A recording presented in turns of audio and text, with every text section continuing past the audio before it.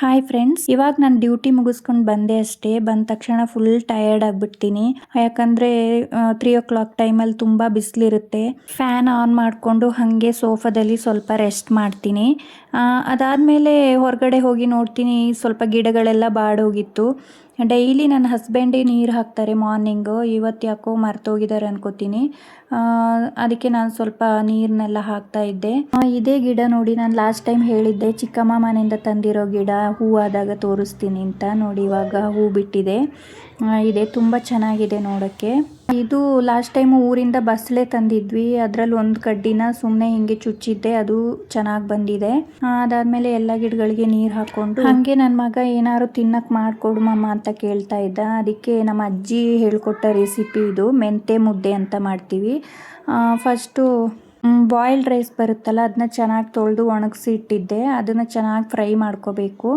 ಅದ್ರ ಜೊತೆಗೆ white rice ಹಾಕ್ಬೋದು. ನಾನು ರಾಗಿ ಹಾಕ್ಕೊಂಡೆ. ರಾಗಿನೂ ಚೆನ್ನಾಗಿ ಫ್ರೈ ಮಾಡಿ ಹಾಕ್ಕೊಂಡು, ಆಮೇಲೆ ಸ್ವಲ್ಪ ಮೆಂತೆ ತಗೊಂಡು ಅದನ್ನು ಚೆನ್ನಾಗಿ ಫ್ರೈ ಮಾಡ್ಕೊಂಡು ಎಲ್ಲನೂ ಒಟ್ಟಿಗೆ ಸೇರಿಸಿ ನೈಸಾಗಿ ಮಿಕ್ಸಿ ಮಾಡ್ಕೋಬೇಕು.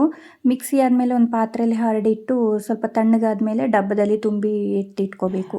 ಮಿಕ್ಸಿ ಮಾಡಿ ಬಿಸಿಯಾಗಿರುತ್ತಲ್ಲ, ಅದನ್ನೇ ಡಬ್ಬದಲ್ಲಿ ತುಂಬಿಟ್ರೆ ಹುಳ ಎಲ್ಲ ಆಗ್ಬಿಡುತ್ತೆ. ಹಾಗಾಗಿ ನಾನು ಅದನ್ನು ತಣ್ಣಗಾದ್ಮೇಲೆ ಡಬ್ಬಕ್ಕೆ ತುಂಬಿ ಎತ್ತಿಟ್ಕೊಂಡೆ.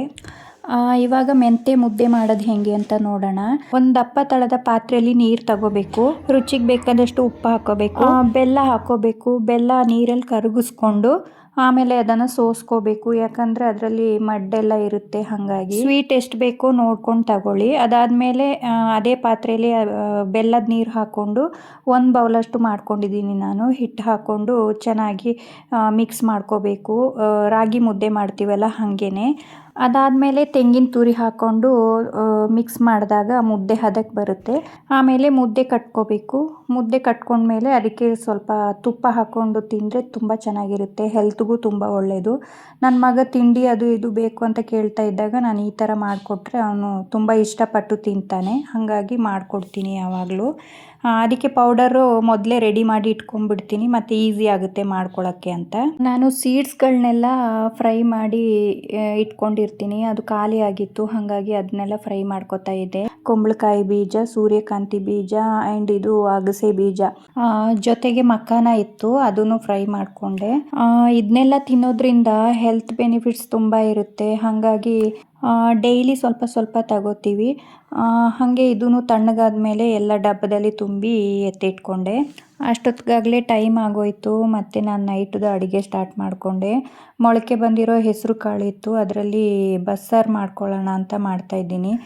ಬಸ್ಸಾರೆಲ್ಲ ನಮ್ಮೂರು ಸೈಡ್ ಮಾಡಲ್ಲ, ಹಾಗಾಗಿ ನನಗದು ಹೆಂಗೆ ಮಾಡೋದಂತಲೇ ಗೊತ್ತಿರಲಿಲ್ಲ. ಇವಾಗ ಯೂಟ್ಯೂಬಲ್ಲೆಲ್ಲ ನೋಡಿ ನೋಡಿ ಮಾಡೋದು ಕಲ್ತ್ಕೊಂಡಿದ್ದೀನಿ. ನನಗಂತೂ ಇದು ಬಸ್ಸಾರು ಅಂದರೆ ತುಂಬ ಇಷ್ಟ, ಹಾಗಾಗಿ ಯಾವಾಗಾದರೂ ಮಾಡ್ಕೊತಾ ಇರ್ತೀನಿ.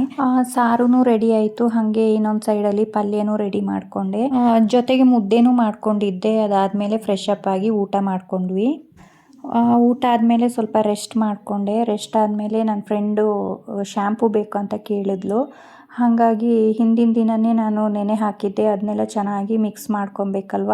ಮಿಕ್ಸ್ ಮಾಡಿ ಸೋಸ್ಕೊಳ್ಳೋದಕ್ಕೆ ತುಂಬ ಟೈಮ್ ಆಗುತ್ತೆ. ಅದನ್ನು ಸೋಸ್ಕೊಂಡು ದಿನ ನೈಟು ಅದೇ ಕೆಲಸ ಆಗೋಯಿತು ನನಗೆ. ಶ್ಯಾಂಪು ಬೇಸೆಲ್ಲ ಹಾಕಿ ಮಿಕ್ಸ್ ಮಾಡಿ ಸೈಡಲ್ಲಿ ಎತ್ತಿಟ್ಟು ನಾನು ಮಲ್ಕೋಬೇಕಾದ್ರೆ 11 ಆಗೋಯಿತು. Next day morning video continue ಮಾಡಿದ್ದೀನಿ. ಮಾರ್ನಿಂಗ್ ಎದ್ದ ತಕ್ಷಣ ಫ್ರೆಶ್ ಅಪ್ ಆದಮೇಲೆ ನೆಲ್ಲಿಕಾಯಿ ಜ್ಯೂಸ್ ಮಾಡ್ಕೊಳ್ತಾ ಇದ್ದೀನಿ. ಮೊದಲೆಲ್ಲ ನನ್ನ ಹೇರ್ಸು ತುಂಬ ಉದುರ್ತಿತ್ತು. ಅದಾದಮೇಲೆ ನಾನು ಹೋಮ್ ಮೇಡ್ ಶ್ಯಾಂಪು ಯೂಸ್ ಮಾಡೋಕ್ಕೆ ಸ್ಟಾರ್ಟ್ ಮಾಡಿದ್ನಲ್ಲ, ಜೊತೆಗೆ ನಾನು ನೆಲ್ಲಿಕಾಯಿ ಜ್ಯೂಸು ಕುಡಿತಾ ಇದ್ದೀನಿ. ಅದರಿಂದಾಗಿ ಹೇರ್ ಫಾಲ್ ತುಂಬ ಕಡಿಮೆ ಆಗಿದೆ. ಕಡಿಮೆ ಅಂತಲ್ಲ, ಉದುರೋದೇ ಇಲ್ಲ ಇವಾಗ ಕೂದಲು. ತಲೆ ಬಾಚಿದಾಗ ಒಂದು 4-5 ಕೂದಲು ಬರುತ್ತೆ ಅಷ್ಟೇ. ಚೆನ್ನಾಗಿ ಹಿಂಡಿ ರಸ ತೆಗೆದ್ಮೇಲೆ ಉಳಿದಿರೋ ಪುಡಿ ಇರುತ್ತಲ್ಲ, ಅದನ್ನು ಚೆನ್ನಾಗಿ ಡ್ರೈ ಆದಮೇಲೆ ಒಂದು ಡಬ್ಬದಲ್ಲಿ ತುಂಬಿ ಇಟ್ಕೊತೀನಿ. ಯಾಕಂದರೆ ನಾನು ಶ್ಯಾಂಪು ಮಾಡ್ಬೇಕಾದ್ರೆ ಇದನ್ನೇ ಯೂಸ್ ಮಾಡ್ಕೊತೀನಿ. ಹಾಗಾಗಿ ನೋಡಿ ಈ ಥರ ಡಬ್ಬದಲ್ಲಿ ತುಂಬಿ ಇಟ್ಕೊಂಡಿರ್ತೀನಿ. ಇವಾಗ ಮಾಡ್ಕೊಂಡಿರೋ ಶ್ಯಾಂಪುಗೂ ಇದನ್ನೇ ಹಾಕಿದ್ದೀನಿ.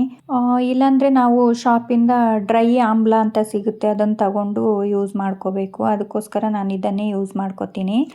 ನಾನು ಇದಕ್ಕೆ ನೀರು ಸೇರಿಸಿ 2 ಗ್ಲಾಸ್ ಮಾಡ್ಕೋತೀನಿ. 1 ಗ್ಲಾಸ್ ನನಗೆ, ಇನ್ನೊಂದು ಗ್ಲಾಸ್ ಹಸ್ಬೆಂಡಿಗೆ ಅಂತ. ಅದಾದಮೇಲೆ ಅದಕ್ಕೆ ಸ್ವಲ್ಪ ಉಪ್ಪು ಹಾಕಿ ಮಿಕ್ಸ್ ಮಾಡಿ ನನ್ನ ಹಸ್ಬೆಂಡಿಗೆ ಕೊಡ್ತೀನಿ. ಇನ್ನೊಂದು ಗ್ಲಾಸ್ ಇತ್ತಲ್ವ, ಅದನ್ನು ನಾನು ಕುಡ್ಕೊಂಡೆ. ಕುಡ್ದಾದ್ಮೇಲೆ ನೈಟ್ ನಾನು ದೋಸೆ ಹಿಟ್ಟು ರುಬ್ಬಿಟ್ಟಿದ್ದೆ ಚೆನ್ನಾಗಿ, ಇವಾಗ ಸೆಕೆ ಅಲ್ವಾ ಚೆನ್ನಾಗಿ ಬಂದಿರುತ್ತೆ. ಇಡ್ಲಿ ಮಾಡಿಕೊಂಡೆ. ಡ್ಯೂಟಿಗೆ ಹೋಗೋ ಟೈಮಲ್ಲಿ ಇಡ್ಲಿ ಎಲ್ಲ ಮಾಡ್ಕೊಳ್ಳೋದಾದರೆ ಈಸಿ ಆಗಿಬಿಡುತ್ತೆ, ಹಾಕಿಟ್ಟು ಬಿಟ್ಟರೆ ಬೇಯ್ತಾ ಇರುತ್ತೆ.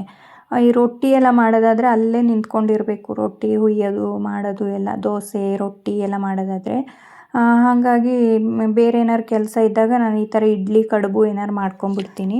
ಇಡ್ಲಿ ಎಲ್ಲ ರೆಡಿ ಆದಮೇಲೆ ತಿನ್ಕೊಂಡ್ವಿ. ಆಮೇಲೆ ಚಕ್ಷುಗೆ ಬಾಕ್ಸ್ಗೂ ಅದನ್ನೇ ಹಾಕಿದ್ದೆ, ಚಟ್ನಿ ಸಹ ಮಾಡಿದ್ದೆ. ಆದಮೇಲೆ ರೆಡಿಯಾಗಿ ಚಕ್ಷುನ ಸ್ಕೂಲ್ಗೆ ಬಿಟ್ಟು ನಾವು ಡ್ಯೂಟಿಗೆ ಹೊರಟ್ವಿ. Thank you for watching.